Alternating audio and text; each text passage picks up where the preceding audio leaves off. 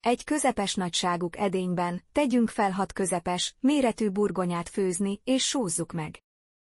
Egy kis üvegtálba öntsünk olvasztott vajat, közben vágjunk fel 2 gerezd fokhagymát. Tedd őket az olvasztott vajba. Adjunk hozzá 2 evőkanál olívaolajat.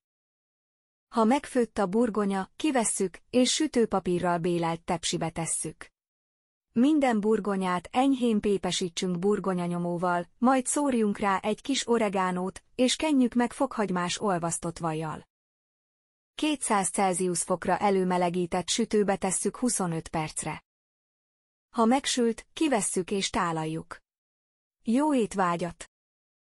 Hozzávalók: 6 darab, közepes nagyságú krumpli. 40 g. olvasztott vaj. 2 gerezd, fokhagyma. 2 evőkanál, olívaolaj. Sóízlés szerint. Csipet oregánó.